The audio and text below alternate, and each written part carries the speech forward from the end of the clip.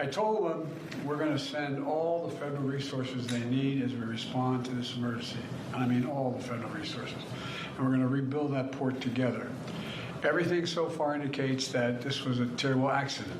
At this time, we have no other indication, no other reason to believe there's any intentional act here.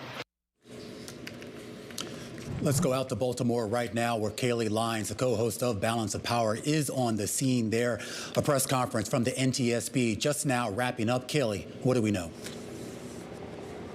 Well, what we just heard from the NTSB chair, Jennifer Hominy, Romaine, was frankly that there is a lot we do not know at this point. She emphasized that right now the priority, really all that is going on, is the search and rescue effort. And that is being led by the U.S. Coast Guard. That is still ongoing, as we know that there was a construction crew present on the bridge at the time of this collision and collapse. 2 people have been rescued, one of which is hospitalized. 6 others, though, remain unaccounted for. So really search and rescue effort, rather, is being what prioritized right now, though she did say they have a team of 24 investigators that are here on scene that will begin working to figure out what went wrong. Of course, while the human impact is first and foremost here for first responders, there are, of course, secondary effects. This is a bridge that had 35,000 people per day, roughly, transiting over it for commuting. Otherwise, of course, 4,900 trucks daily, we understand, according to trucking associations from the commercial end of this, were crossing this bridge. All of that now disrupted, having to route to I-95 or other ways around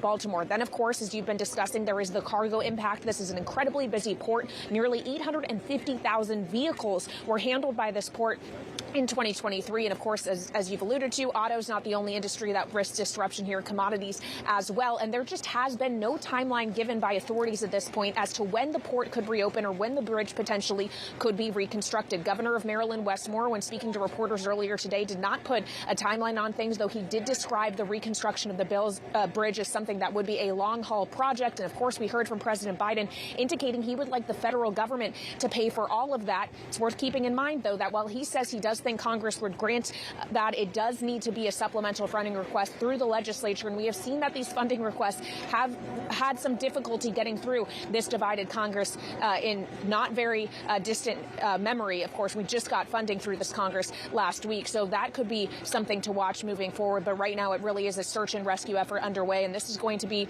a saga that is measured not in weeks and months, but potentially years to come.